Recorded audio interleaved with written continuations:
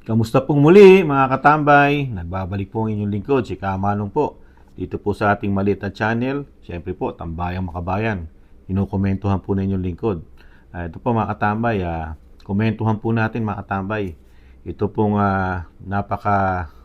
napakagandang pahayag po nitong mga nakarang araw ng ating Vice President, BP Sara. Pinaliwanag niya po siyempre lahat, siyempre nangyayari sa kanyang pamilya, sa politika, at syempre po yung sinasabing pagiging Duterte po ay para po sa taong bayan. Para po sa mga Pilipino po, silang lingkod bayan. Ang mga Duterte, lalong-lalo na ang dating Pangulong Duterte. Pakinggan po natin ang pahayag po ng ating VP Sara at komentuhan po natin mga katambay. Is very simple. Mababasa mo naman kaagad eh. Ang motibo dyan is perpetuation in power. To lahat ng threat sa power mo, sisirain mo talaga. It's very obvious. Sa lahat ng naririnig mo, nakikita mo na ginagawa, ang motibo dyan is ayaw ko na bumaba sa akin na ito forever.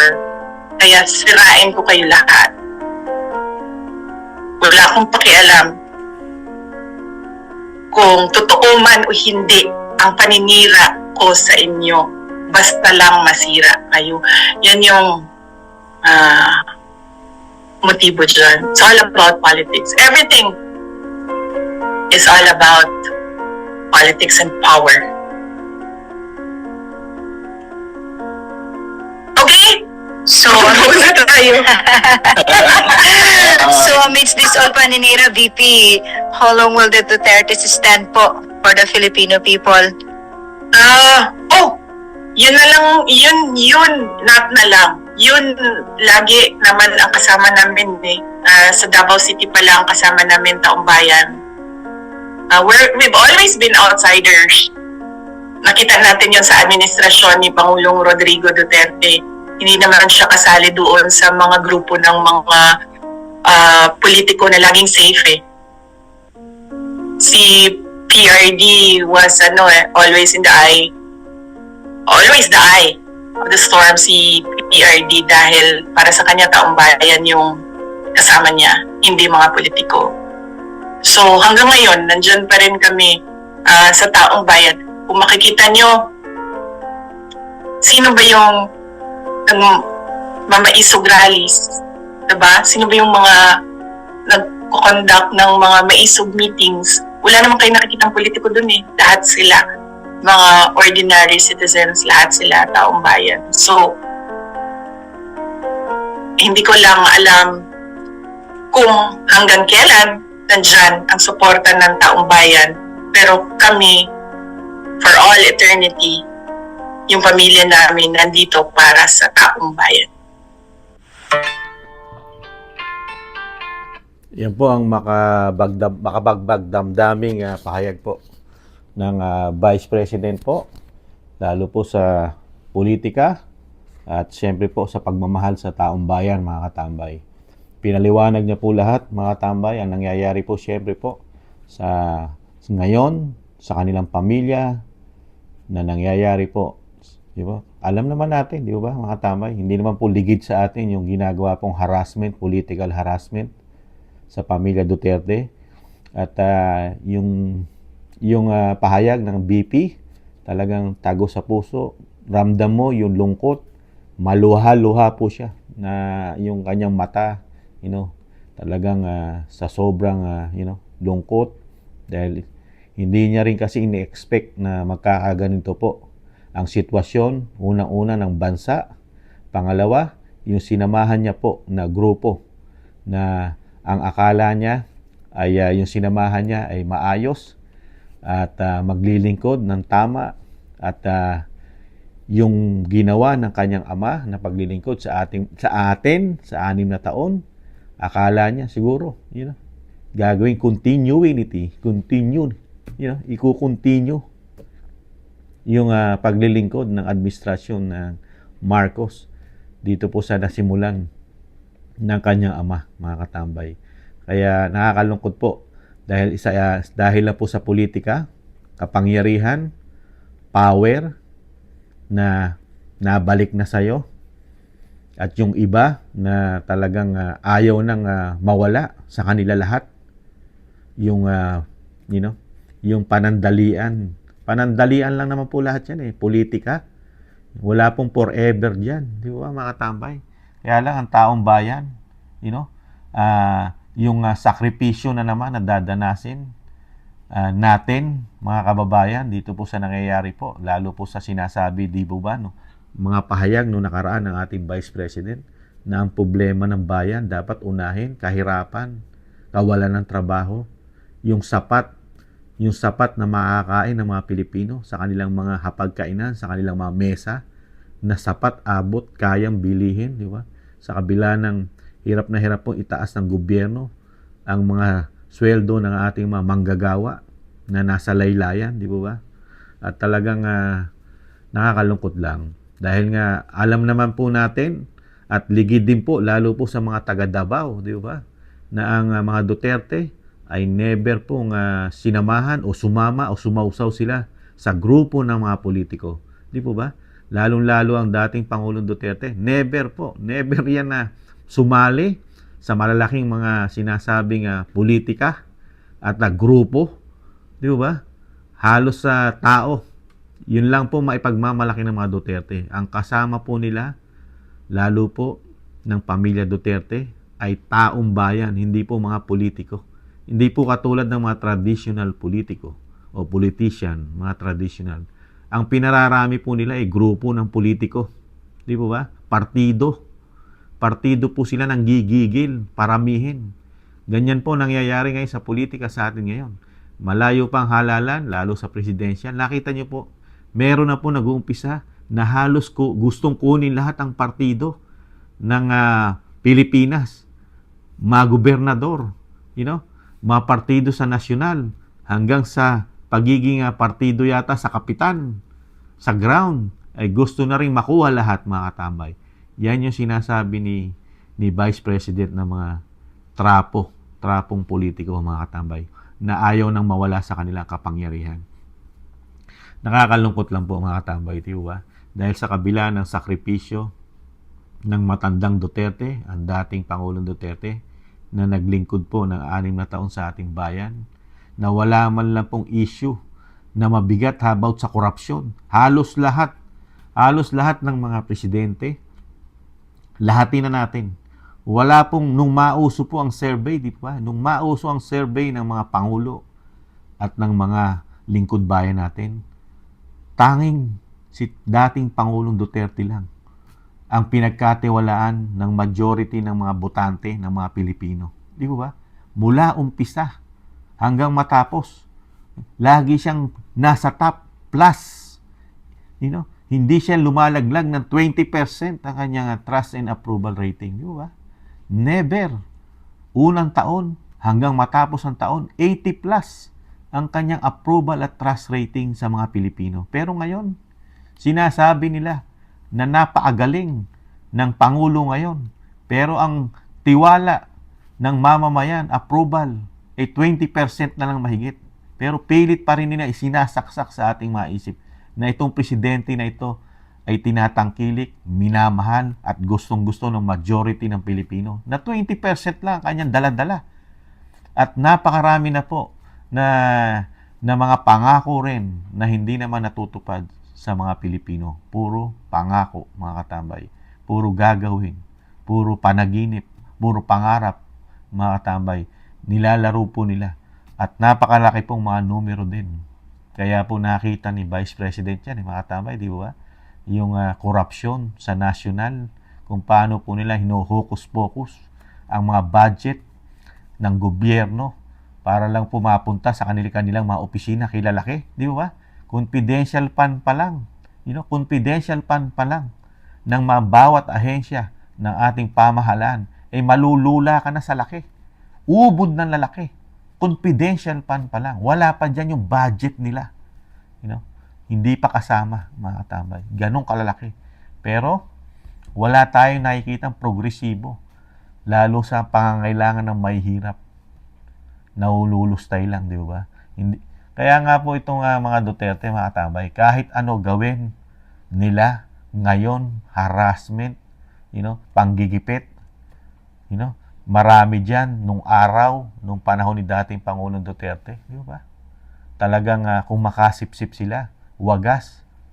Pero nung hindi na Pangulo ang Pangulong Duterte, dating Pangulo, nakita nyo, napakadali nila itapon. Kalimutan ang nagawa nito, itong mga politiko na ito. Di ba? Kasi nga, corruption eh. Nasabik sila sa pangungurap yata, mga tambay. Nasabik sila. Komento ni Kamanong. Hindi po kasi katulad nung panahon po ni dating Pangulong Duterte. Hirap na hirap po. Hirap na hirap ang ating mga politiko na mangurap katulad ng nangyayaring sistema ngayon. Di ba? Hirap na hirap po. Kasi po, papahiyain sila. Mapapahiya sila nung panahon ni dating Pangulong Duterte. Kung ngayon ang ginagawa nila na korupsyon sa ating gobyerno, na lahat ay nasasapalan, di umano, natatapalan, nabubusalan, at nagagamit po ng hindi tama, ang pera ng bayan. Kung sa panahon lang ni Pangulong Duterte na ganun kapalpak po yung nangyari sa 5,500 na flood control, binakbakang na po ng media yan. Araw-araw na pong puputaktihin ng media yan, si dating Pangulong Duterte. Dahil alam naman po natin, demokrasya ang ating bansa. Ang media ay hindi malapit kay dating Pangulong Duterte. Kasi ang mga media, alam naman natin, nung natuklasan ni Pangulong Duterte, kasama sa payroll at nagkakapera, di umano ang mga media sa Malacanang, di ba? Tinanggal niya lahat yung mga pribilehyo na yon. At pati sa mga travel ng mga Pangulo, kasama po ang media. Ayon po yan sa mga natuklasan ng administrasyon ni dating Pangulong Duterte. Kasama sila, libre. Ano ginawa ni dating Pangulong Duterte sa mga media? Malalaki ang kumpanya nyo. Sila dapat ang gumastos sa inyo. Di ba?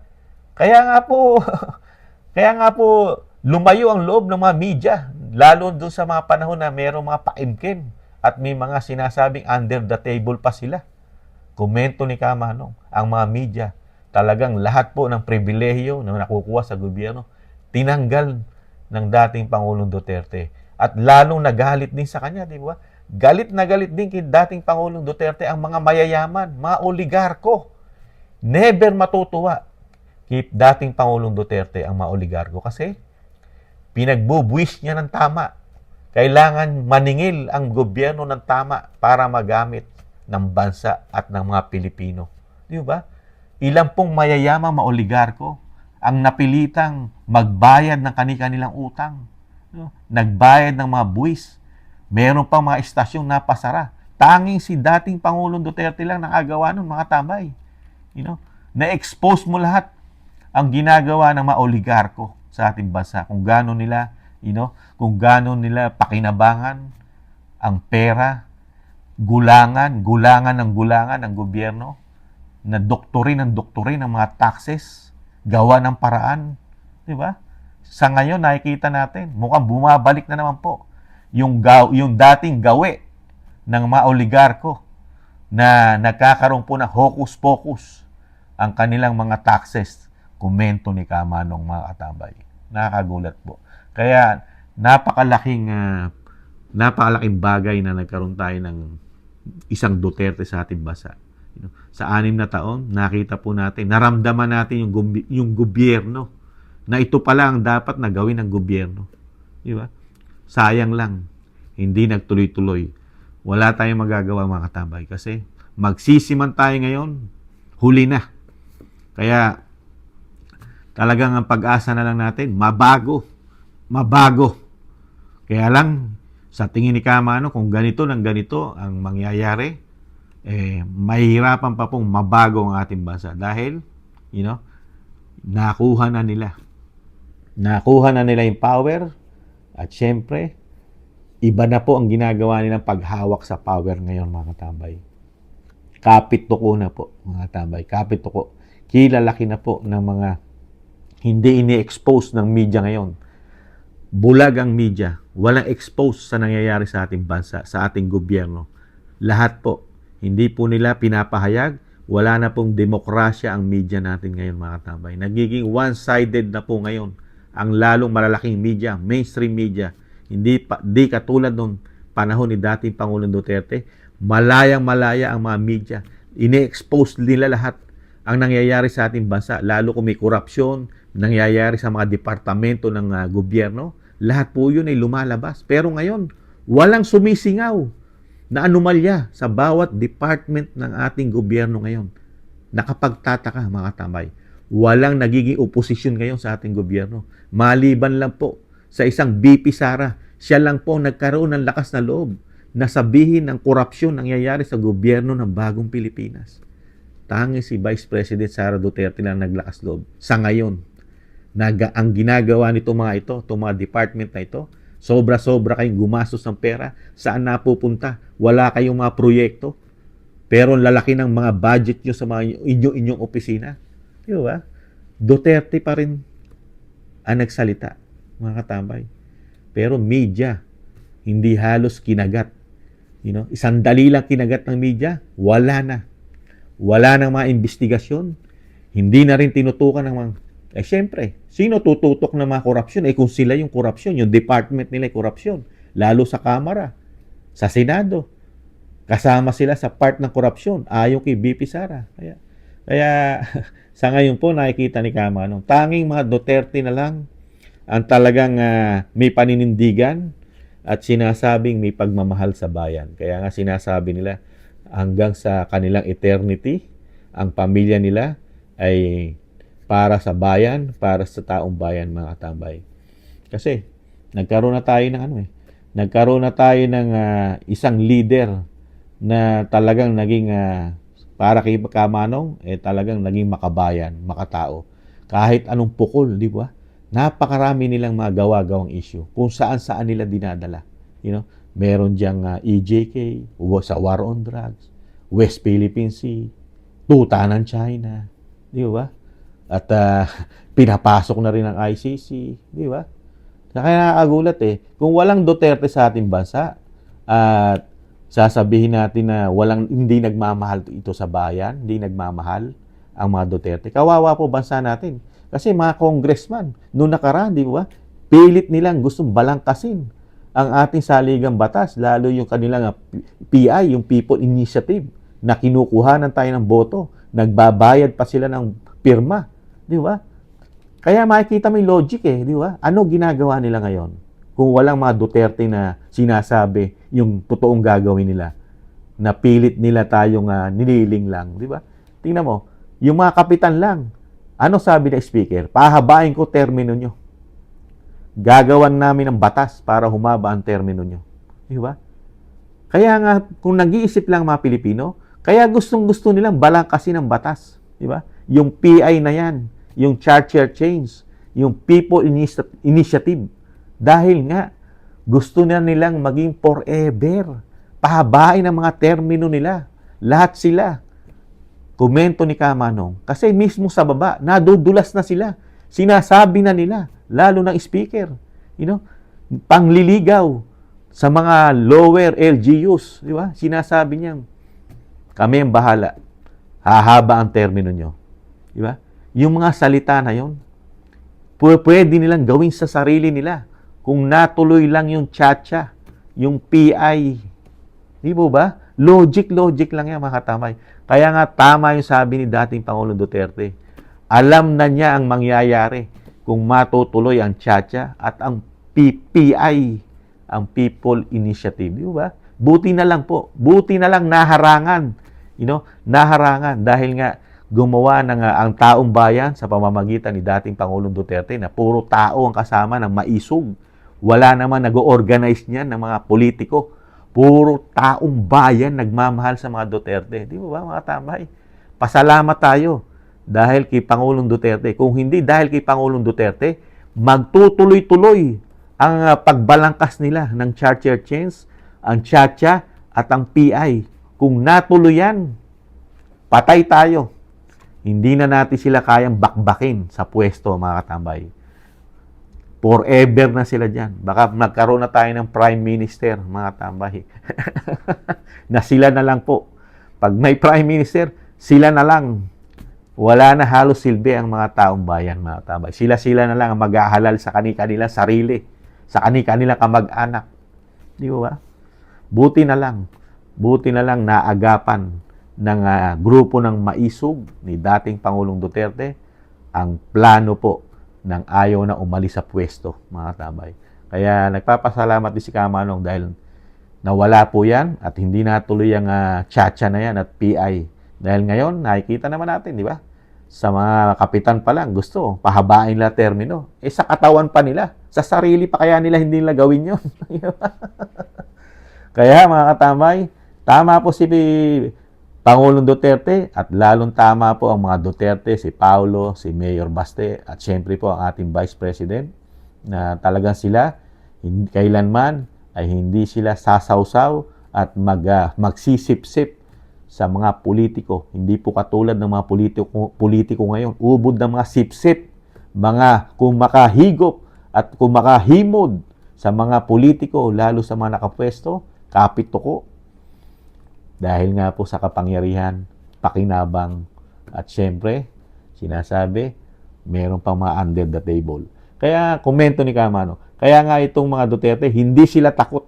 Kailanman, hindi matatakot ang mga Duterte, Vice President, at lalong-lalo ang dating Presidente. Dahil never siya na nakisawsaw o sumama o dinala o nagkaroon ng malaking utang na loob sa mga politiko, kaya siya nanalong Presidente. Hindi.